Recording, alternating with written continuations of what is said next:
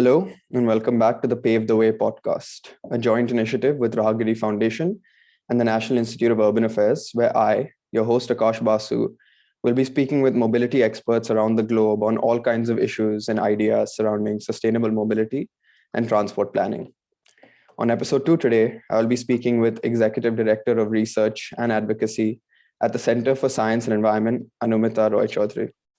Today, we will be discussing the questions around how urban mobility in our cities impacts the levels of urban pollution and what the potential solutions we've seen to work that can lessen these harmful effects. Short introduction. Anumita has had a distinguished career in research and advocacy on sustainable urbanization, encompassing clean air action, clean and low carbon mobility, and sustainable habitats to address the growing public health and climate crisis. She has worked extensively to build the campaign on right to clean air that has catalyzed several developments. She has written and published widely on environmental issues and has played a strong international role in contributing towards urban air quality management strategies and participated as a member and an advisor in national and international committees and organizations.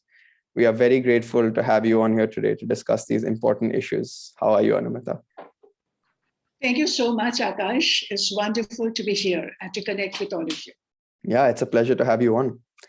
Let's just get started. So I guess we currently find ourselves in those 3 months when the conversation around air pollution gets very vocal, which is September, October, November. This is obviously because of the crop burning by farmers, combination of vehicular and industrial pollution, and also Diwali was about a month ago. So there's some firecracker pollution as well. But we know that pollution is not a 3-month occurrence. In fact, Gurgaon and Delhi receive maybe 3 to 4 days of clean air a year. So why is it that the conversation dies out after 3 months? So right, Akash. Clearly, this is the time of the year that we all begin to talk about air pollution.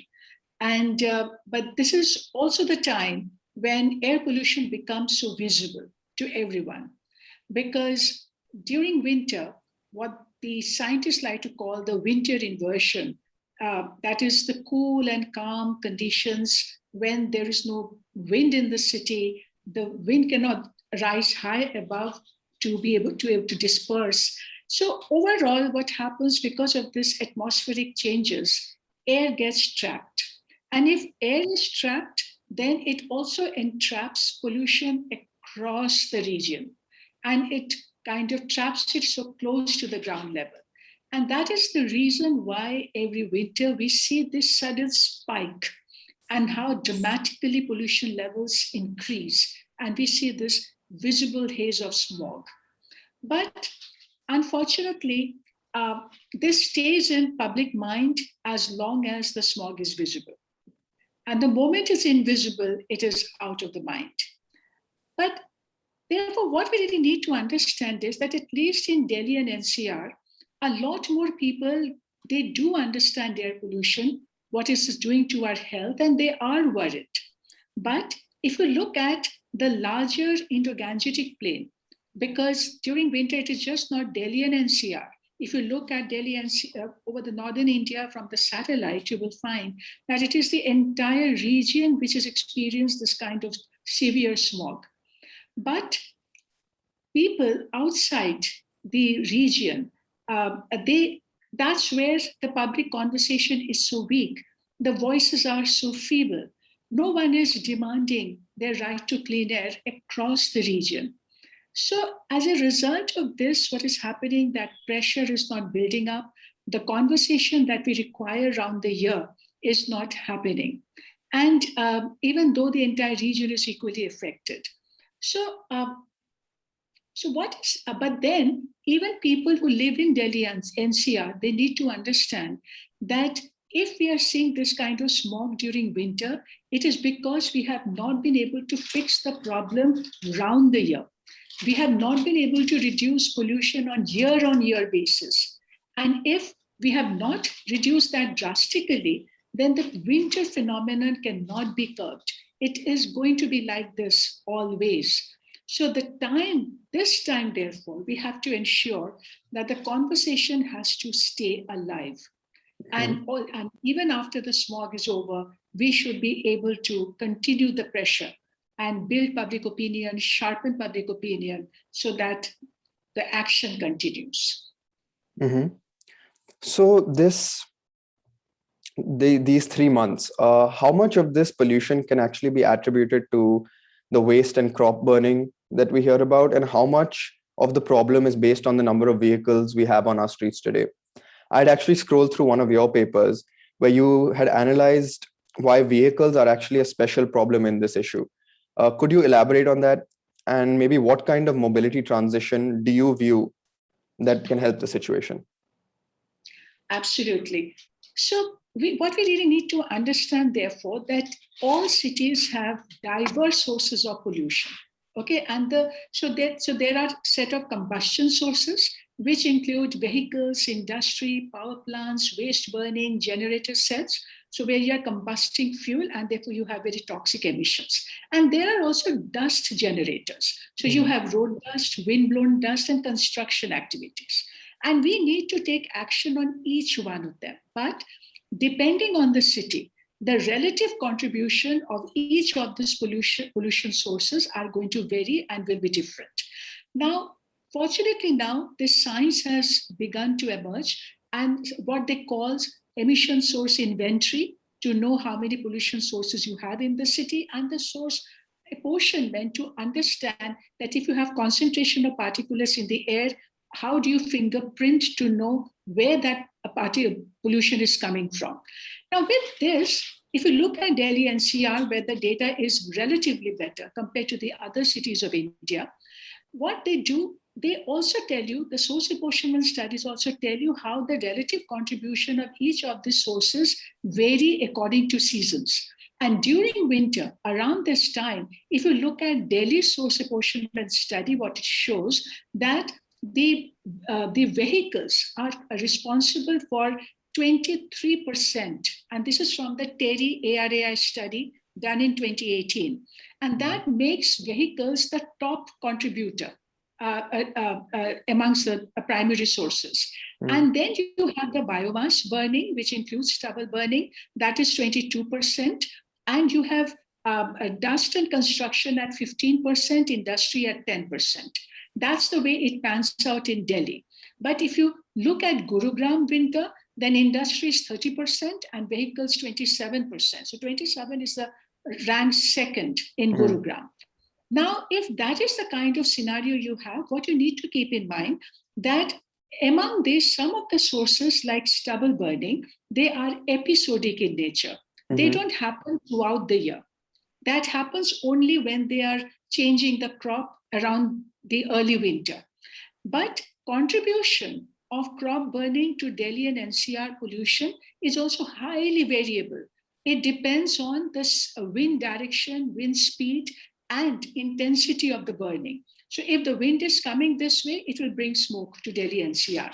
Now, in that, if you look at the data that SAFAR puts out daily, and you look at it for this winter, what we found that before Diwali, the contribution of farm fire was roughly in the region, it could be as low as 0 to 4% or up to 10%, and some days can be go up to 20%. But it is only post Diwali for a few days when concentrated burning happened, it spiked. Even on days when it could even rise as high as 48%. But as I'm saying, it's highly variable. And it also disappears very quickly. I mean, by the end of the winter, it's going to stop completely. But what stays with you are the vehicles. And as I said, that among other sources, vehicles are nearly the top or the second highest contributor in this region. And there is another science emerging today, which the Indian Institute of Tropical Meteorology does. They estimate every hour how relative contribution of pollution sources are changing to Delhi's concentration. And when we analyzed that data for the early winter this year, we found that if you take only the local sources of Delhi, then about 50% of the local pollution was coming from vehicles. So that's an additional analysis, which is more dynamic change, but that's what it captures. So therefore, what we really need to understand that while all pollution sources are important and we have to act on them, but we certainly have to be very careful about the vehicles, and particularly because not only because of their overall contribution, but because you and I are also more exposed to vehicular pollution because of the proximity. The power plants and industry are outside the city or at the periphery of the city, but vehicles are all around us on our road. We are traveling on the road, and therefore, because of the proximity to the source, our toxic exposure to vehicles are highest, among the highest. So that's why vehicles require special attention. And this is what we really need to understand for controlling the vehicular pollution. And just one point that I want to raise about pollution, that pollution, air pollution does not follow any boundary, any administrative boundary. It blows between boundary. So only Delhi or only Gurugram cannot fix its entire problem. We need a regional approach to air pollution control. Yeah, that's a very interesting point. I think one thing that we saw was a great reduction in air pollution during lockdown for COVID. But once we saw relaxing of those measures, air pollution levels sort of went shot right back up again. And it seems to be an issue that's clearly not given the same amount of precedence over something like COVID, but yet air pollution kills so many. I once again read another paper that you had written that showed that there was a clear link between air pollution levels and COVID, with the finding that the pandemic is worse in areas with high levels of pollution. So I guess I just wanted to ask, what lessons, of course, lockdown cannot be seen as a hugely positive thing. Of course, it's problems in our economy, but what lessons can we be learning from the lockdown vis-a-vis, let's say, just air pollution and the quality of our air? This is a very important question, Akash. And what I must tell you, there are several important lessons and takeaway from the pandemic experience. One, absolutely the way what you have said, that during that time, we saw a lot of scientific papers and assessment emerging and essentially indicating that areas with higher pollution levels are also showing higher impact of COVID. And the reason, explanation was also very clear. It essentially meant that if we are exposed and living in areas with long-term exposure and our lungs are already weakened by that exposure, then when the COVID hits, the weak lungs just cannot fight the virus. Now, there are different estimates in different parts of the world, but the message is very clear. So that's one linkage that we really need to understand, that if we want to kind of improve our health security, we have to reduce the toxic risk. The second big lesson that we have got from COVID, especially the lockdown phase, that it kind of demonstrated to us that what it takes to clean up the air. So what it essentially means is that you have to, so when the hard lockdown happened, we saw that we receded and the nature took over. And how quickly nature healed itself. And all of us started talking about the visible blue sky. And we were like so stunned by it because we had not seen a blue sky for so long. But that blue sky was possible because emission was reduced across all sectors and across the region altogether.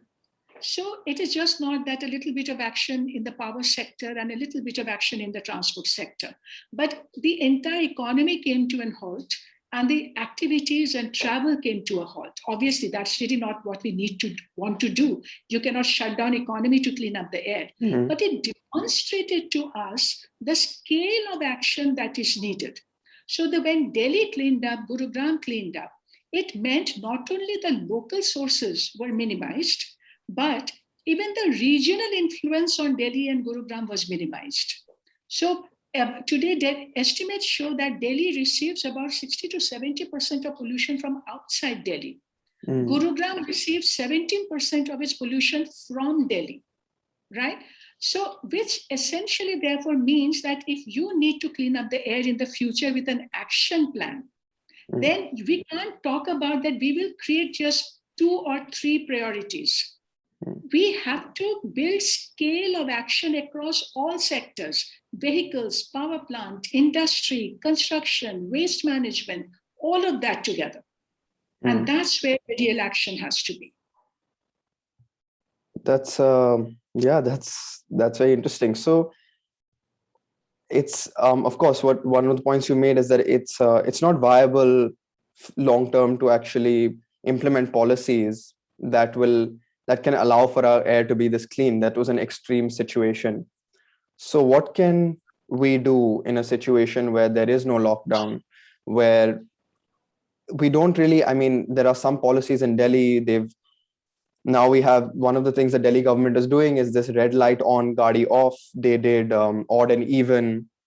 And so these help to a certain extent, but is there any way that we can achieve that kind of a success without policies so extreme?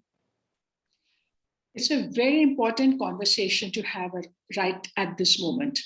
So let us look at, because keep in mind that Delhi and NCR have really gone through this experience now for a long time. The clean air battle in Delhi NCR is one of the longest. It's now over 2 decades that this region is trying to fight pollution. Therefore, understanding what this region has experienced and the lessons from this region is very important, because right now, under the National Clean Air Program, about 132 cities in India are implementing Clean Air Action Plan. They have just started.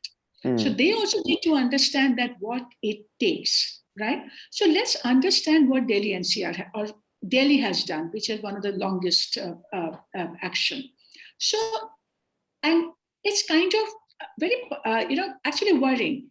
It's not that Delhi has not tried to do anything about its problem. If you look at what Delhi has already achieved, if you may just make a list of that. So Delhi has shut down all its coal power plants.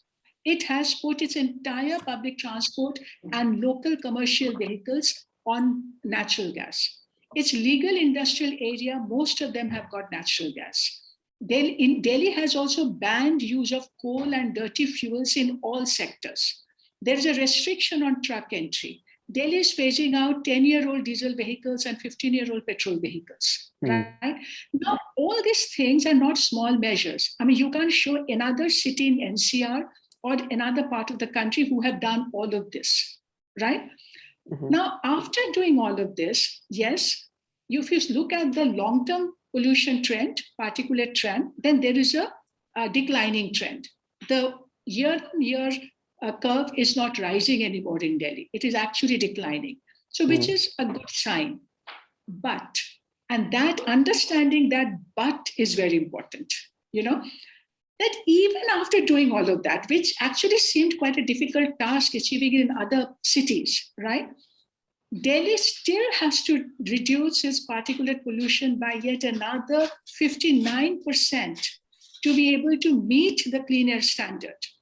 So can you therefore imagine the scale of change that is needed in all sector? That even after doing all of that, you need to cut it by another 59%. And where will that come from? Now, Delhi's lesson shows that one of the most difficult sector where Delhi still has to do a lot more is actually transportation sector. Imagine a city with 13 million vehicles and more vehicles coming and entering Delhi on a daily basis from the NCR. Now that load, an explosive load of vehicular pollution, that, the numbers, we have not been able to fix it with technology changes.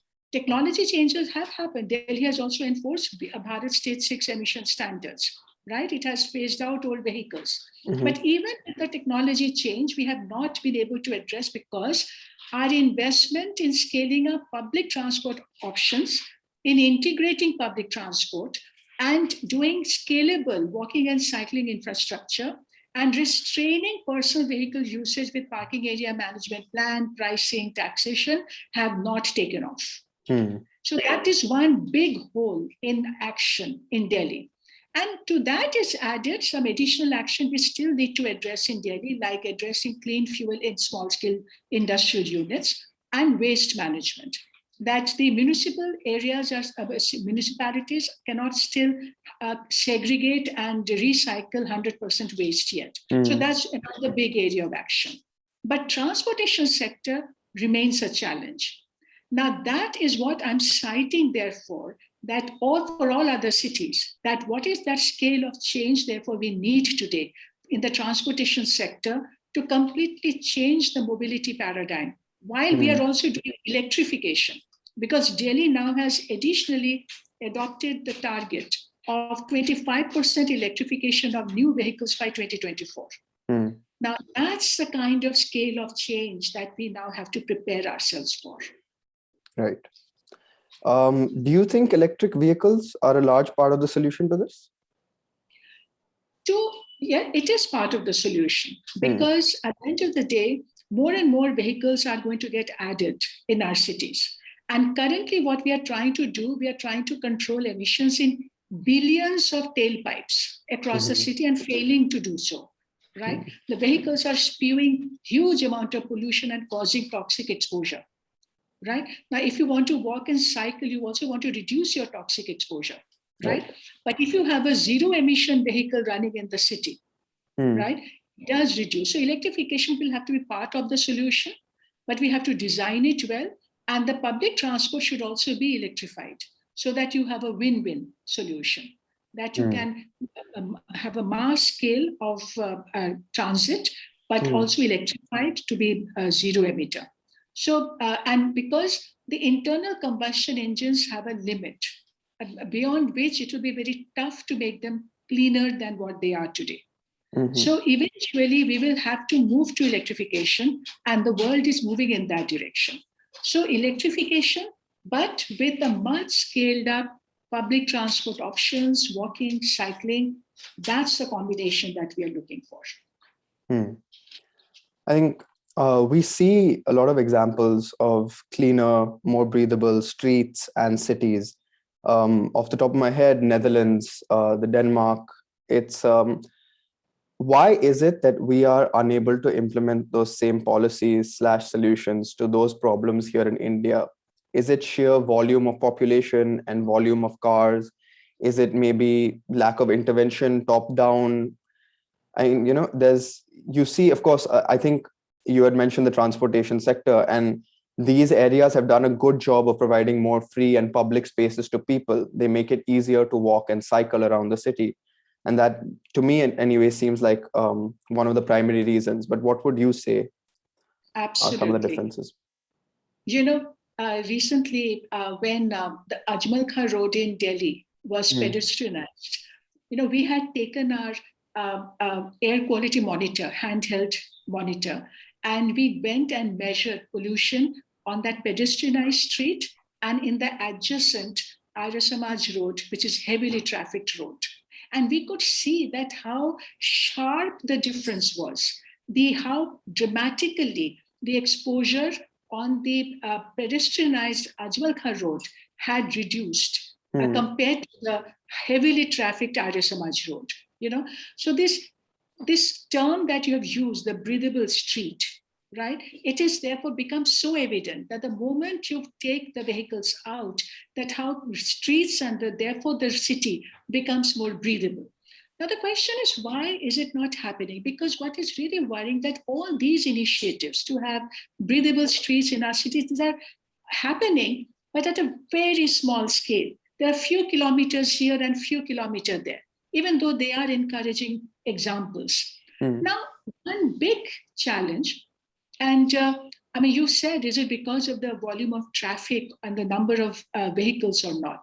But when I look at the statistics and the data, what is stunning is that while it is true that when we look at the roads, that the road space is completely taken over by the cars and the personal vehicles, almost 80 to 90% of the roads been given away to them, right? But when you look at the census data in terms of how many people are still walking, cycling, and using public transport, and if you add that up for the country, it is about 63%, which means majority of Indians even today are walking, cycling, and using public transport, but are the most neglected majority.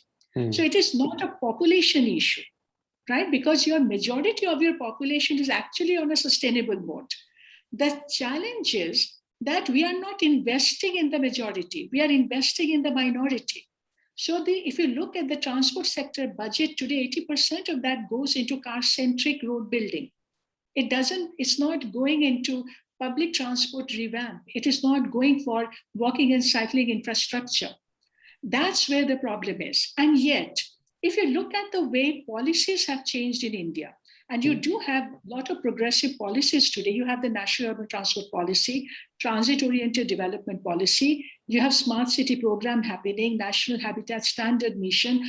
All these together are all saying the right things. But we have not been able to implement. So the gap between the policy and implementation.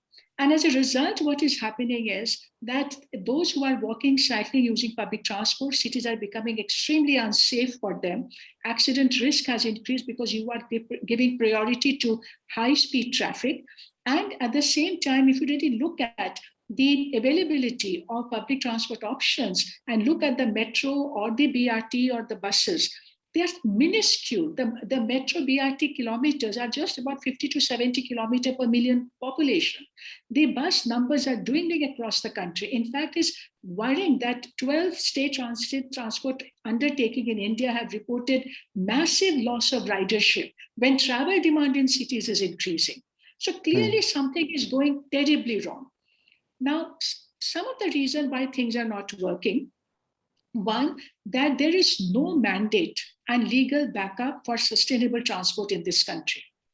I mean, can you even name one legislation that requires, right, and gives legal backup to transportation changes, right? And even the city mobility plans that have been prepared to inform investments, even those are not legally binding.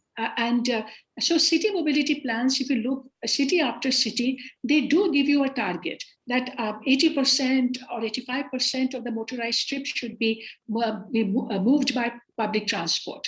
But they remain a non-starter because these have no bearing on the investment decisions of the state government. So we have to fix that. Now, master plans are supposed to be legally binding because they are notified under Town and Country Planning Act, etc. But somehow the master plans are also get neglected. So clearly what it is showing is that the whole car-centric mindset and is somewhere is creating huge obstruction. And we are not being able to change the approach towards implementation. And therefore, even the road design guidelines of Indian Road Congress and others have been reformed considerably. But when the actual concessionary agreements are drawn up, tendering is drawn up, then these progressive guidelines are not made mandatory in those tendering. So even cities are doing huge amount of road building, though that road building is completely disregarding what is needed for walking and cycling and for safe crossing, etc. And the other big barrier is that there is a huge skill gap in our systems for this new generation design changes.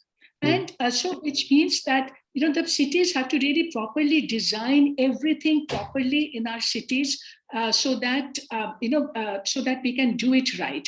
And the other final point that the big barrier is that while we want to do active promotion of walking and cycling and public transport, but that also requires active disincentive for personal vehicles. But today there is so much of hidden subsidy for using personal vehicle. We don't have to pay for parking in most part of the city, right? It's all free parking.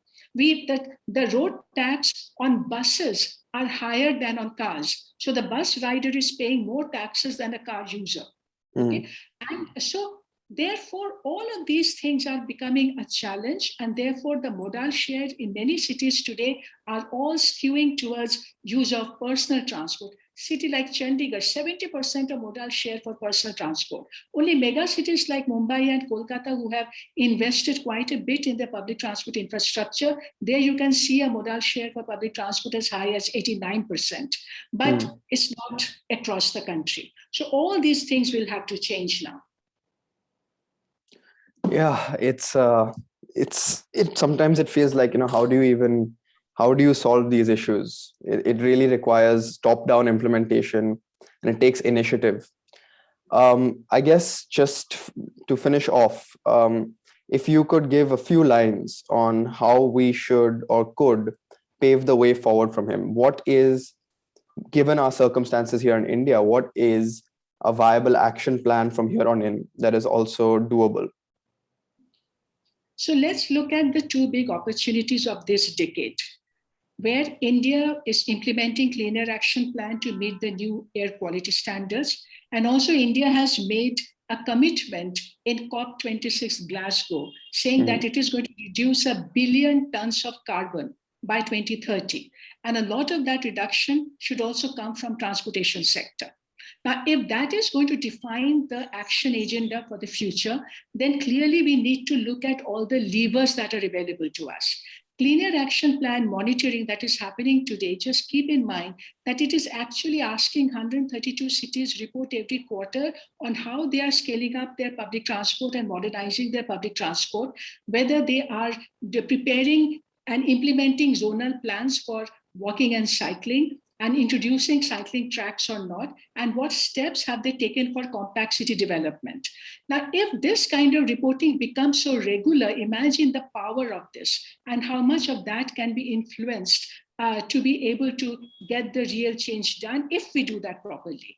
Also, there's a funding available for Cleaner Action Plan today. Central government is also now coming up with a bus scheme after the current budget has allocated 18,000 crore for 20,000 buses. And that and the metro funding are expected to become more reform oriented so that the cities who are going to access this fund should also be able to scale up their active transportation strategy. But we need big targets to do this. So all our city mobility plans and the targets should be able to set up and meet the modal share target by 2030 should at least that 90% of the motorized transportation should be by public transport. That has to define the action. And the way the global cities are today changing, the way people are going to travel in the future, they are undoing their mistake. But we must not repeat their mistake. So we have to reclaim space from the cars and put it under walking and cycling and transform our streets for the people. And with that, have the restraint measures, adopt parking policy, congestion pricing to be able to restrain car usage and give the right price signals, continue with the compact urban form. And overall, my last point and the message is that we certainly need a new urban agenda for complete paradigm shift in the way we are planning our mobility and transportation. And that has to be equitous and should be based on participatory community plan. The community participation taking people along with us to be able to bring this transformation and build demand for clean air, clean mobility, sustainable transportation has to be now get sharper. And if public opinion becomes sharper, we will be able to change the politics around it as well. Yeah. Wow. It was a truly amazing experience, I think, for me and for everybody who will be listening to this, hearing about these issues with somebody who's so well versed with all the information out there. I think even the statistics that you have just to put out there off the top of your head, it's brilliant. Thank you so much for joining me here today. I think I learned a lot. I'm going to go ahead and guess that anybody who listens to this will learn a lot. And unless you have something else you'd like to say? I think I have said it all. I think so too. You have given us a lot of information in these few minutes. Thank you so much for joining us, Anumita. Thanks a lot, Akash. I really enjoyed this conversation. Me too. Thank you. Take care. Thank you. Goodbye.